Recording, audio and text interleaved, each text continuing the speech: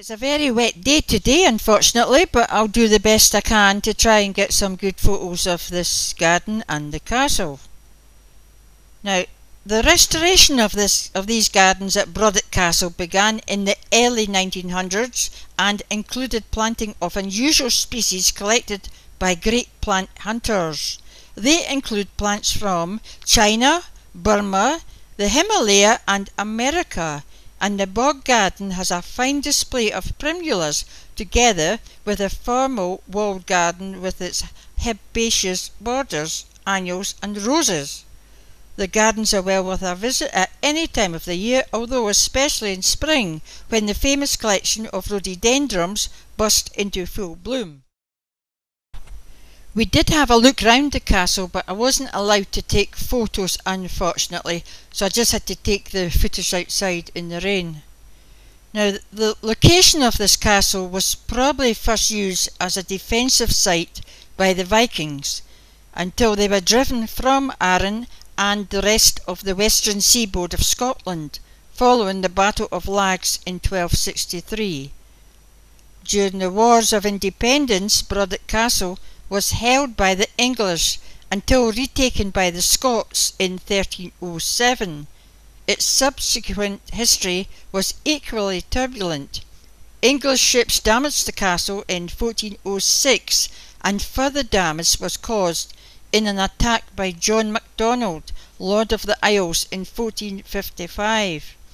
Meanwhile, ownership of the castle passed through various hands before it came into possession of the Hamilton family, later the Marquises and Dukes of Hamilton in 1503.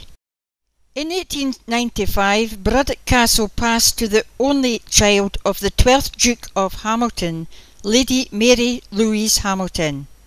In 1906 she married the 6th Duke of Montrose, and the castle, as you see it today, is very much the family home they created and lived in. In her later years, Mary, Duchess of Montrose, worked to enable the National Trust for Scotland to take over the castle, plus its contents, gardens and surrounding park on her death. In the event, the estate was accepted by the Treasury in lieu of death duties when she died in 1957, and the National Trust for Scotland took over responsibility for running it.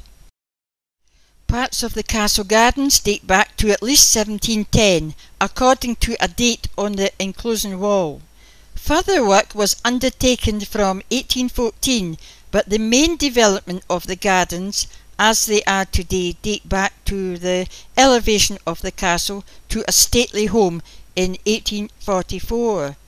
The gardens were subsequently a passion of the Hamiltons and especially of the Duchess of Montrose in the years from 1895. Like the castle, its gardens offer a glimpse into another world and another time. Overall, Brodick Castle offers visitors a remarkably complete example of a stately home to enjoy, plus some excellent gardens and a country park.